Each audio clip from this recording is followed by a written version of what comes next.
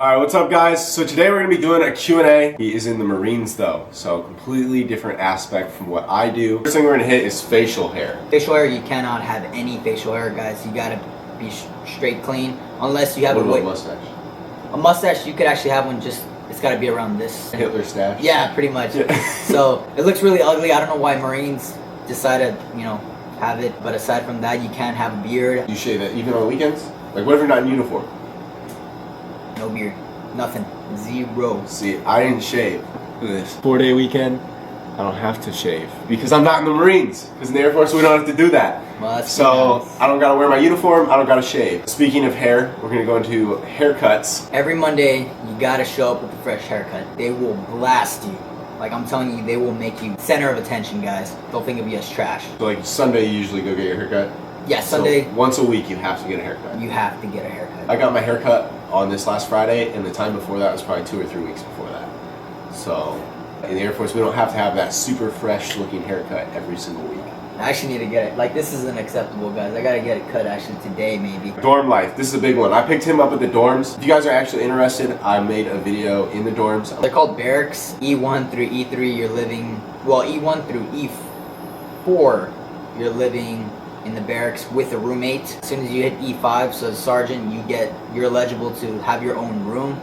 But you still live in the barracks. Yeah, you're still living in the barracks. You guys share like a room, like your beds are next to each other. Pretty much, yeah. So like in the Air Force, we don't share a room with someone. We might share a bathroom, but we have our own bedroom.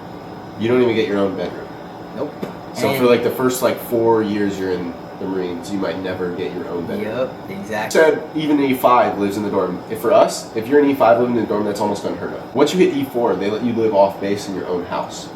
So, like people get an off-base house that's like a 3-bedroom home with a kitchen and a living room. Oh my god. As an E4, like you don't live in the dorms as an E4. Completely different. Unless you do get married, then yes, you can have your own. So it's like like us in the Air Force. If you want a good life in the Marine Corps, you're gonna have to get married, pretty much. Completely different standard of living. I think that was one of the questions actually. Quality of life. So I think we just kind of tackled 2 in 1. Married, it's pretty much the same as the Air Force, but if you're single, it is completely different. What about liberty policies? You have to have a liberty buddy. I know. So you can't even. You're a grown man and you're a Marine and you can't even leave base by yourself. Nada. You can't. You gotta have a red card, and you gotta have a buddy at all times. I actually had to go pick him up today because he couldn't leave his base unless he's with someone, or he would have had to have one of your friends come with you. But he couldn't find anybody that wanted to come with him. So if I wasn't willing to go pick him up, he literally could have not come here because he's not allowed to come here by himself. And speaking of how you would have gotten here, you don't have a vehicle. No vehicle.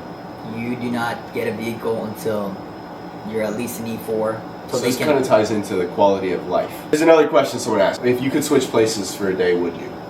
For a day? Yeah. See, I wouldn't. It just sounds amazing. Yeah, but what he's told me doesn't sound amazing. When I first entered this base, Kadena, guys, I freaked out. I saw the barracks, I was like, wow. Me and my buddies were like, dude, these are like mansions compared to our... They got the PX, and it's like huge, and it's like a lot of awesome things here, guys. Like everything looks so different. When I drove on the Marine base, go pick him up, you're just driving, and it's like, it's almost depressing. Like it's sad. Yeah. And it feels like a ghost town almost. Like when you drive there, you're like, is this place abandoned? Like that's how it feels. Then you come here and you're like, he was like, everybody's so happy here. There were like kids out playing in the park, and like we drove by this park and he's like, everybody's so happy. And like everything on like the Marine base is just like silent and quiet, and you're like, the whole quality of life is completely different. But we were talking about cars, and you can't get a car.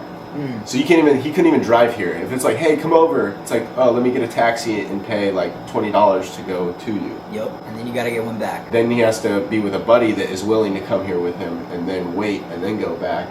In the States, is it like this though? No, not in the States. Completely different rules in the States, guys. So this is just in Okinawa. It's like an overseas thing. Yeah, it's an overseas thing. But in the States, completely different. You get a car whenever you just sign up a couple paperwork and you get a car right then and there. It doesn't matter what rank you are. So would you say the quality of life is better? Way better. Not quite Air Force level, but better. Yeah. So even in the States, it does get better in the States? It does. Which is where most of your guys' bases are. You don't have many bases overseas. Pretty much just Japan? Just Japan, guys. So just the coast on the States. and then just Japan. Pretty much. Air Force, we can go anywhere. Someone also asked as far as bases, like, so just Japan and the United States, and then for Air Force, we can go literally like anywhere, like all sorts of different crazy countries. We also do that too, but it's like a long shot. Yeah, very selective. Our jobs. So I do aircraft structural maintenance, as most of you guys know. So I do sheet metal on airplanes. On Kadena, I work on the F-15s. That is my job. That's all I do. I just do sheet metal every single day, 5 days a week. That's all I ever train for. That's all I practice. That's all I do. I am a 0111, guys, which is administrative specialist. Don't be deceived by the fact that I'm an admin, because admins are actually riflemen before anything, because as a Marine, you have to be a rifleman before anything. The thing with admin, guys, is that not only are you working in the office, obviously, but you are, you know, technically riflemen. So I had just recently gotten back from jungle warfare course, and it was pretty much a week-long course of living in the jungle, you know, tactics in the jungle. But you have a desk job. But I have a desk job. But yes. You just did like weapons training, jungle survival. So you're always constantly like doing things that the grunts would do, pretty much. See, I joined 3.5 years ago, and I've used a rifle one time since being in the Air Force. Yeah. And I've never used a handgun the entire time I've been in the Air Force. Yeah, we qualify for rifle every year. No matter what your job is, you will still Right. train to be like infantry. Yep. So in the Air Force, it's my job is sheet metal. I do sheet metal. They don't send me off to do like jungle warfare training stuff. They don't send me off to do. You guys do the gas chamber once a year. Yep. See, we don't do that. You do the gas chamber in BMT, and everybody freaks out about it and gets all worried about it. And the Marines are over here, and they do it every year. Every year. And so it's like it's really not that big a deal. There's nothing to freak out about. You can do it one time. We do our job, that's it. And they do their job plus their rifleman. Quality of life. But as you guys can probably tell, there is a big difference between the quality of life. How often is PT? Every morning, guys. So every morning, 05, you wake up PT for about an hour, depending on your shop and depending on your NCOs, how long they want a PT for. So it can go up to 2 hours. Monday through Friday, PT. They want you in tip-top shape because you never know when you're going to get deployed. And you guys like wear your PT uniforms every Yeah. time? The Air Force depends on your shop. Like for us, since I'm maintenance, it's like PT on your own time. I'll go to the gym in the morning and then I go to work, and then outside of work I just do whatever I want. I don't have to worry about like, let's get up at 05 and let's PT and then go to work later. I just sleep into whenever I want, wake up, go to the gym, then go to work. Carl had to make an appearance in this video. We gotta liven it up a little bit. Everybody loves cats. He would freak out if he had one. Since we're talking about PT tests, because PT tests are different.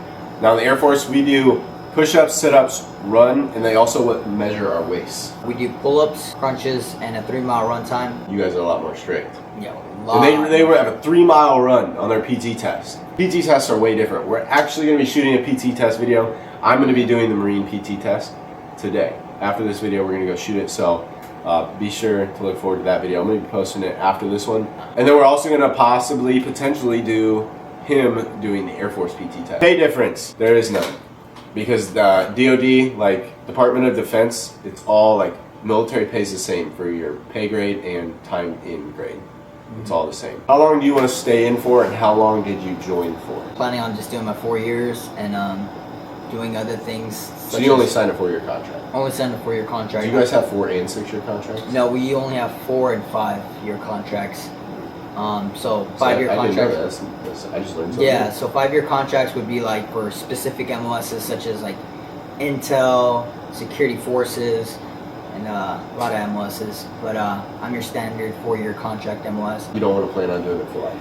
No, not at all. Alright, so I signed 6 years. In the Air Force, we have a 4 and a 6 year. Those are your only 2 options. The Marines, it kind of braces you for success in a way, getting you ready for, say, afterlife. You know, back to civilian world. You're gonna go to a job and you're gonna come sharp with a fresh haircut because you're gonna already have that mentality of looking good. And then you got these Air Force guys that are like, yeah, I'm here. Yeah. I'm here. I haven't got a haircut in like a month and a half, but I'm here. Yeah. It's cool. That's a good thing. I mean, it does suck for a while, but it's gonna, I guess, prepare you for the future. And so that's why I chose this branch. Quality of living in the Air Force is, of course, a lot better. It's like bar none to any other branch. Yeah. Like, quality in the Air Force is like top of all the branches. Yeah. That's literally why I joined the Air Force. Like you just mentioned, so it's like we might as well talk about it. You said you joined because they get you on top of things. Mm-hmm. And I joined the Air Force literally just to travel and for the quality of life. And I joined because I want to serve my country because like September 11th, that's pretty much like the biggest reason why I joined this thing. 9/11, because it was a really big impact on my childhood. And I just like always wanted to serve my country from that point. When it came down to which branch to choose and why, definitely quality of living and travel. That's why I joined the Air Force. But even that, like some people literally get stationed in North Dakota and they're there for 6 years and they get out of the Air Force. So not all branches are going to make you travel. It just has a better potential of traveling. I mean, because he's Marines, he's in Japan. I'm Air Force, I'm in Japan. So I mean, you can both come to Japan if you want to join either branch. Yeah, but Marines get deployed a lot. We're always on the move. We don't deploy as active as they do. I mean, Air Force still deploys. I'll be deploying when I go to Nellis, my next base, in a few months. I won't be deploying probably for the next year or so, but I will deploy at some point. Do you carry guns? You carry a gun to work every day? No, but there are specific MOSs that you have to carry a gun. So say MP, military police, you got to carry a gun everywhere you go. So it's like our security forces. Pretty much. Yeah, they carry a handgun all the time. Is your admin? You don't carry a weapon or? No. I go to work too. I work in aircraft. I do sheet metal. Keyboard. Yeah. So and a mouse. That's your weapon right there. Yeah, that's my. Your mouse and keyboard. And I use like a rivet gun, which is a gun, but it's not for like shooting people. Machine staple gunner, guys.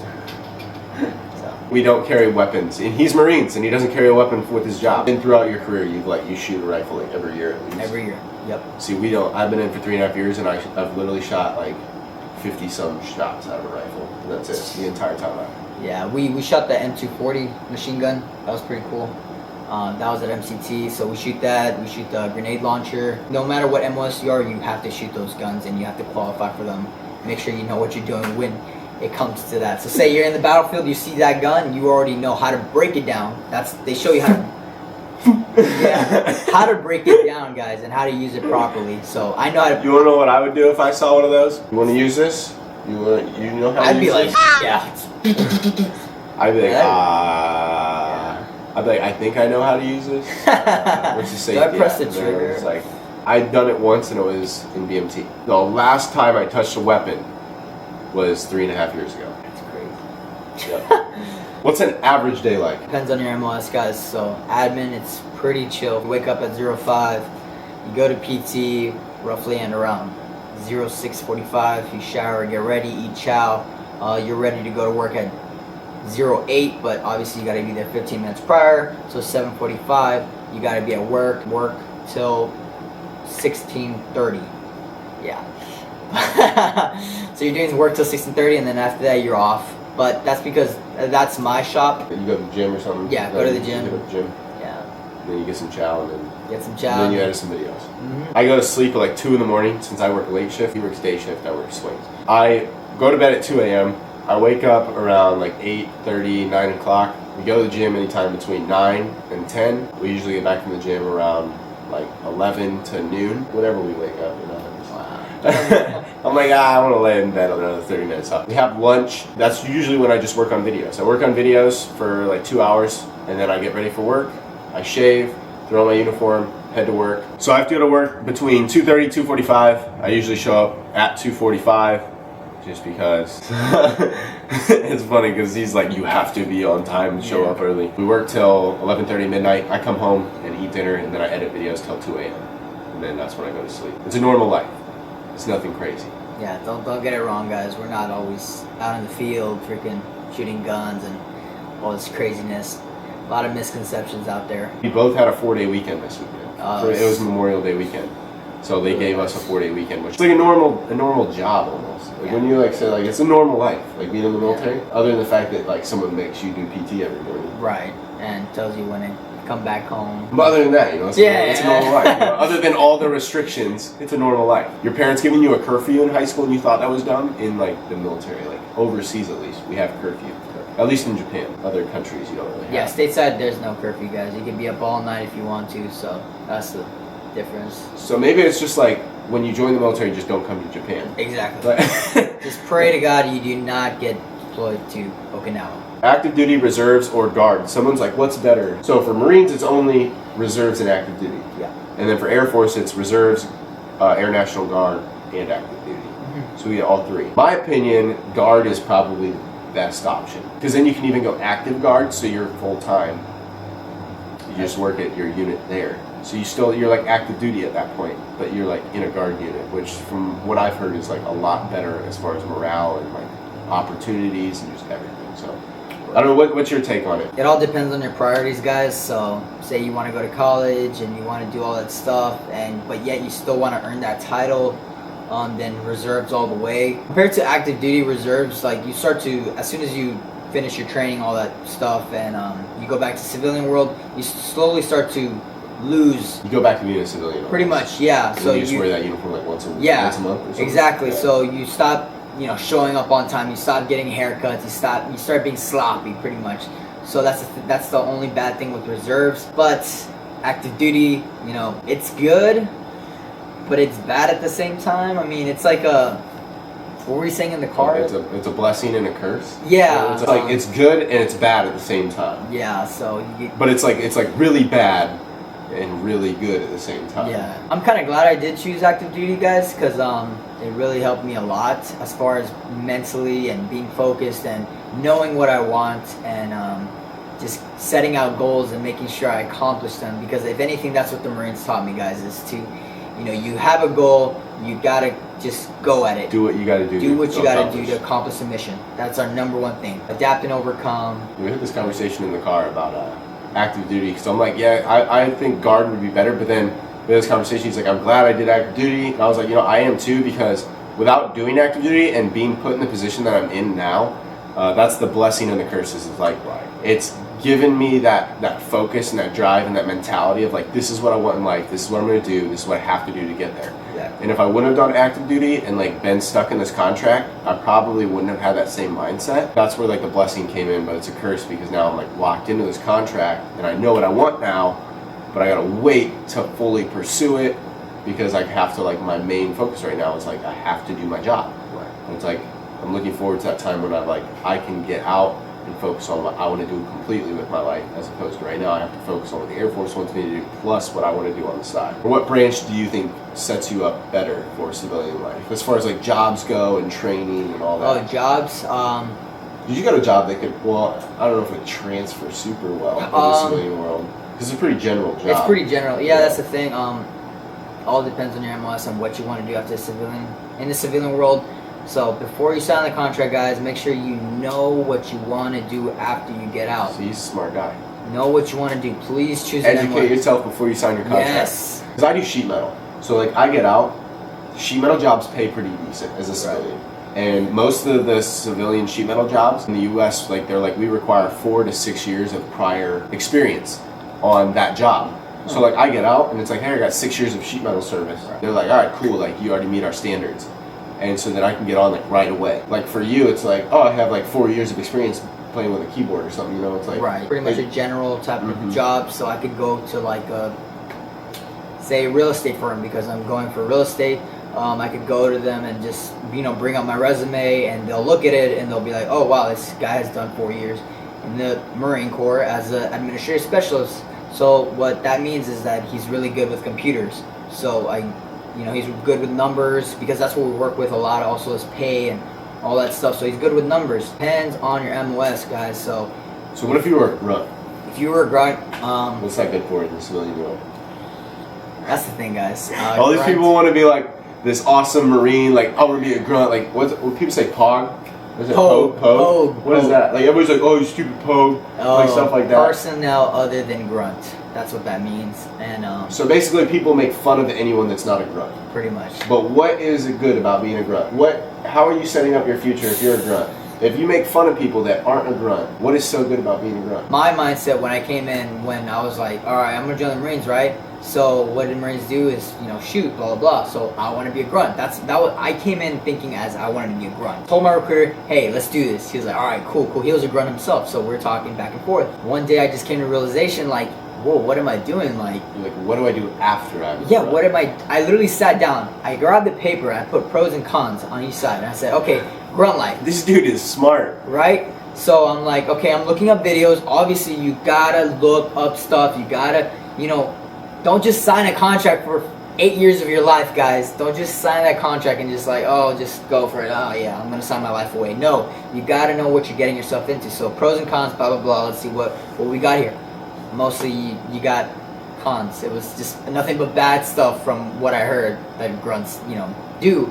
I mean, it's cool, but Like the overall outcome of being a grunt Right. isn't like the best for your life. Yeah. You have a lot of drive and a Right. lot of like ambitions. yes. So it's probably not the best to be a grunt. No, yeah, that's why I was like, no, that's not me. That's not who I am. Yeah, it's bad. I want to do that. I want to tell people, oh yeah, I was the grunt. Have a bunch of tattoos, like walk around spitting dip all over the place. I wanted to do that. I wanted to be that guy, but then I thought about it, like, no, I've never wanted to be that guy. yeah, I was like, no, never mind.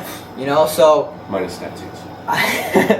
I did. I signed up for broadcasting pretty much because they have that MLS in That'd be legit. Marine Corps. Yeah, I love broadcasting. I love talking. That's what I should have done. And so That's what we're doing right now. That's literally what we're doing right so now. I'm living my dream. But anyways, I signed In our up. free time. Yeah, I signed up for that, and bam, I get stuck with admin. So Did you already sign a contract for it? I signed a contract for it for broadcast? for public affairs, and my recruiter was like, oh yeah, like broadcasting, awesome. They have a spot for you. Bam, go to training, all that stuff, and then I get out and like, oh hey, you're an admin. What? So you went to school for public affairs? No. This was boot camp. I did boot camp. Oh, whatever. so you'd already signed for public affairs and then they switched your job. Yeah, because it's pretty much like where they need you. So the Marines was like, hot, you signed a contract, Yeah. just kidding. But technically, I signed a contract under those MLSs. I didn't see what it was like. It was kind of like a. So it's like you're signing for this job, but if we need to cross-train you into these, we will. Yeah, it's like a picture, but like a bunch of pictures behind it. So you're like, oh, I'm gonna get this job. But then they're like, You didn't read the fine no. print, basically. Exactly. So No. read your contracts, guys. Read your contract, guys. Read your Make sure you contract. talk to your recruiter and tell them you want this. And MLS. if you read something, you're like, what's this mean? They're like, oh, it means this. If that doesn't make sense, it's probably because they're lying. Yeah. Probably. So take that contract back home, read it. Make sure you know what thoroughly. that contract says. Because if they tell you, no, just kidding, that doesn't really matter. It does matter because you're signing your name on it. That's what the Air Force or Marines is going to go by, is what your contract says. So his contract said they could change him or whatever, like whatever was in there in the fine print. That's exactly what they did. So the whole time boot camp, and then I go to MCT. I'm like, yeah, broadcast is gonna be awesome. And then they give my orders, and they're like, oh, you're going to Camp Johnson in North Carolina as an admin specialist. And I just like, what? Are you serious? And then they're like, yep, there's nothing we can do. But I signed up for the no, you didn't. Look at the fine prints, blah, blah, blah. I'm like, oh my, know what you're signing up for, guys. So that can happen. That's very rare in the Air Force to happen, but it can also happen in the Air Force, but it is slim. Slim chance of that happening. Where the Marine Corps needs you, they will put you, so. All right, well, I think that's pretty much everything. I don't have any more questions. I just want you guys to know, please, choose your MLS wisely, guys. Educate yourselves. Educate yourselves. Be smart. Think before you sign. That's my motto. Think before you sign.